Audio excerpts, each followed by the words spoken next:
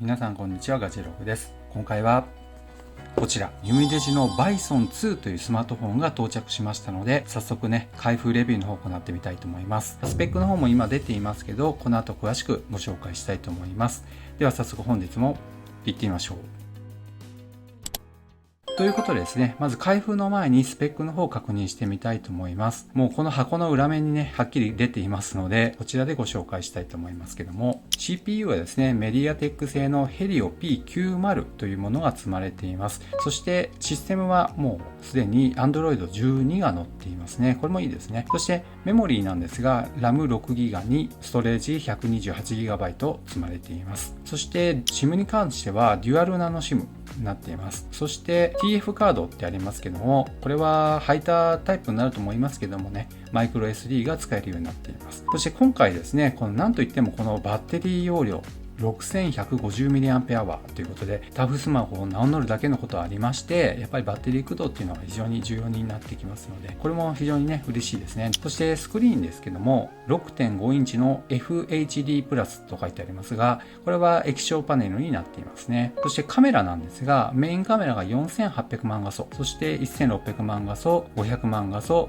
フロントは2400万画素ということでね、フロントかなり力入れてる感じもしますね。そしてネットワークですね、FDD1234567812113171819といった感じで、ほぼね日本の主要バンドに対応してるという感じがします。 TDD に関しては3438394041と主要な日本の TDD バンドにも対応しているという感じになっています。あとボルテがねどんな感じになっているのかもちょっと気になるところですが、そのあたりも検証してみたいと思います。では開封の方を行っていきたいと思います。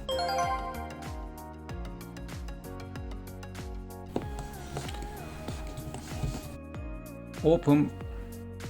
出てきました。非常にずっしりしています。これは最初のインプレッションとしては非常に重いですね。やっぱりバッテリーの容量がね今出ていますが、6150あるだけにずっしりときています。他の付属品も見てみたいと思いますが、こちらがですね取扱説明書になっていますね。そして日本語でもねちゃんと対応していますね。31ページになっていますが、こんな感じで日本語の説明もしっかり入っています。そしてですね USB のアダプターがしっかり入っていました。こちらの充電器は最大 18W の充電に対応しているということになります。そして嬉しいことにですね、このやっぱり日本仕様のねこのようなプラグになっているというのはありがたいなと思います。赤色の USB-C ケーブルが入っています。これかっこいいですね。では本体の外観の方を確認していきたいと思います。トルクスネジでこのように頑強なテクスチャーっていうんですかね、模様になっていまして非常にかっこいいですね。そして角を見ていただきますと、このように大きくなって広がっているんですね。ということはこの角から落下しても衝撃に強い形状になっているということがよくわかります。そのまま見てみますとボリュームキーがついています。質感としては何かこう金属のような感じがしますが、すごく頑強な作りになっているという感じがします。そして電源ボタン、これ指紋認証と兼用になりますね。そしてウォータープルーフですよって出ていますね。防水仕様にもなっています。ここにもねトルクスネジがついていて、京セラとかのねトルクっていうねスマートフォンがありますが、そんなようなイメージもあります。そしてこのボタンオレンジになっていて、これがカスタムキーになっていますが、特定のアプリとかね起動できるように割り当てることができます。かっこいいですね。そして反対側になりますけども、こちらがね SIM カードスロットになっています。またこちらにもカスタムボタンがついていますね。これ2つついてるってのはすごいですね。そしてショックでプルーフと出ていますね。対衝撃、そして防水ですよという感じで再度なっていますね。上を見ていただきますと 3.5mm のイヤホンジャックがついています。 USB-C の電源ポートがついていますし、またマイク穴もついていますね。質感なんですけども、通常のプラスチックな感じがしません。ややこう柔らかめで対衝撃素材になっているという感じがしますので、持った感じですね、やや重いんですけども決して安っぽいという感じが全くありません。背面もねこのようになっています。説明がねちょうど出ているので助かりますけども、メインカメラが4800万画素、そしてここの真ん中の部分ですね、これ1600万画素ですよ。一番下がですね500万画素のマクロカメラになっています。そしてここにスピーカーがついてますね。なんとこの背面についていました。この後ろにねないなと思ったんですが、こんなとこにありました。そして最後にねここの部分になりますが IP68 もしくは IP69K に対応しているということになります。また見る規格ですね 810G に対応しています。対衝撃、対防塵ですね。そのあたり非常に優れた性能を持っているということになりますね。ではこのねペリペリの方を剥がしてみたいと思います。綺麗ですね。最初からですね保護フィルムが貼られています。ではですねこれからちょっと電源の方を投入してみたいと思います。ブーっといって今電源が入りました。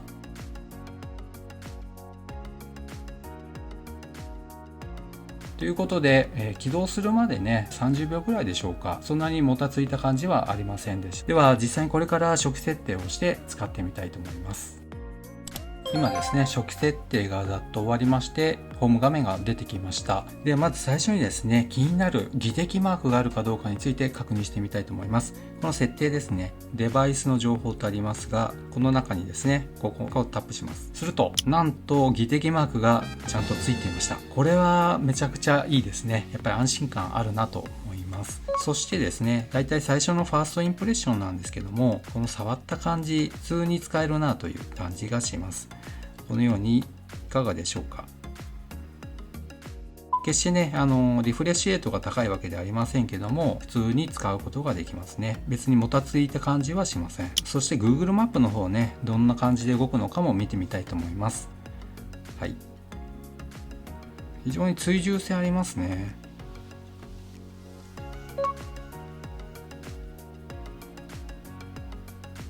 はい、こんな感じで追従してきてくれます。航空写真の方で見てみたいと思いますね。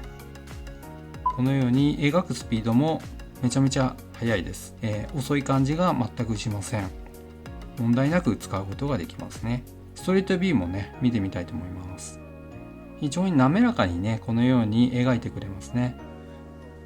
時々カクつくっていう感じではないにしてもすごいねサクサクっていう感じではなく滑らかにこのように描画してくれていますね。普通に高性能を求めているのでなければこれで不満を抱くような方っていうのはそんなにいないのかなと思います。ではですねこれからねしばらく使ってみてその上で良かった点とそして気になる点がありましたらそちらの方もお伝えしたいと思います。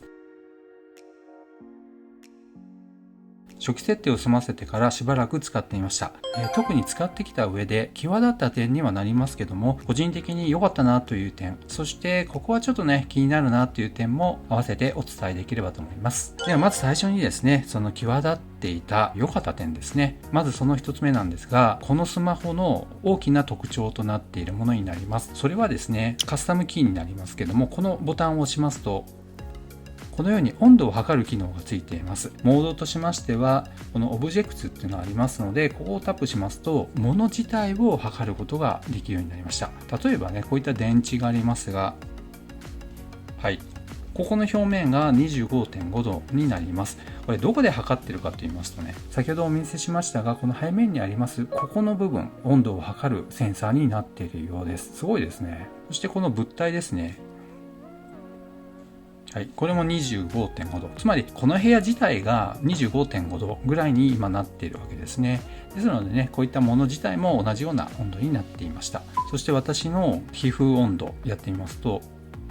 はい、35.2 度が皮膚温度になっています。このようにねいろいろ測ることができまして面白いですね。ではね使っていて良かったなという点の2番目の点になります。それはですね今もう見ていただきますと分かりますようにインターフェースが先ほどお見せしました標準のものではなくなっています。これはですねノバランチャーというねランチャーアプリを使ってこのように今もう作り直しています。もうずっとですねこのノバランチャーを使っていまして、使いやすいようにもうこのようにカスタマイズをしています。このノバランチャーと Bison2 ですね、ユミデジの OS に関しましての相性が抜群です。どういうことかと言いますと、例えばですねこのストレージとタップしますね。前の画面に戻りたいとき、通常ここのナビゲーションキーの場合は戻るボタンをタップすれば一つ前に戻りますね。もしくはここの矢印をタップすれば一つ前の画面に戻ることができますが、ジェスチャー操作を対応している方は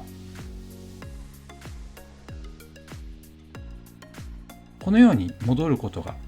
できますのでかなり便利になっています。これがですねメーカーによってはノバランチャーを入れたと同時にジェスチャー操作が使えなくなってしまうスマホメーカーもありますので、そのあたりは非常にね残念な思いをしてきたんですが、この Bison2 に関しましてはバッチリ使うことができました。このあたりをね重視されている方にとって参考になればと思います。ではさらにね、良かった点の次の点なんですが、それは先ほどもお見せしましたように、このカスタムキー、この2つあるっていうのが非常に便利でして、このスマートキーっていうのがあります。これタップしますと、スマートキー1、こちらの方がスマートキー1になります。で、そしてこちらがスマートキー2になりますね。それぞれをですね、カスタマイズすることができます。例えばシングルクリックとありますけど、1回押した時にタポ、そしてダブルクリックはプラススタイルというふうに割り当てています。そして長押ししますと、はい、ライト今ね、このようにつきましたけど、長押しすることによって懐中電灯がつくようにしてあります。スマートキー2に関しましては、シングルクリックの場合は温度計ですね、起動するようにしてあります。そしてダブルクリックは、これ今何も割り当てていませんでした。例えば、電卓をね、割り当てますよって言った方とかね、カレンダーを割り当てるとかね、このように調整することができますので、このあたりもね、自分のよく使うものを割り当てるといいのかなと思います。そして、簡単シャトルっていうのがあるんですが、これはデフォルトでもこのようにね、よく使う機能をユミレジの方で作ってありますので、この中から選ぶこともできます。そして最後に実際に使ってみてよかったなっていう点はここになります。バッテリー表示の横に 4G のアンテナマークがついています。そしてボルテっていうね、表示がついていますね。つまりこれはボルテ開放されていまして、普通にね、日本の SIM カードを差し込みましたら使うことができました。で、私が今入れていますのが、ポボ 2.0 の SIM カードを1枚だけ今入れている状態なんですが、差し込んで APN の設定をしましたら、特殊なことをしなくても差し込んだだけでこのボルテが使えるようになっていましたので、通常通り通話とかね、することができるようになっています。このあたりもやっぱり技適を取得しているっていうのもありますので、しっかりね、日本で使えるように仕様がカスタマイズされているってことが分かりました。このあたりもね、一つの参考になれば幸いです。そしてですね、気になるなっていう点もありましたので、その点もご紹介したいと思います。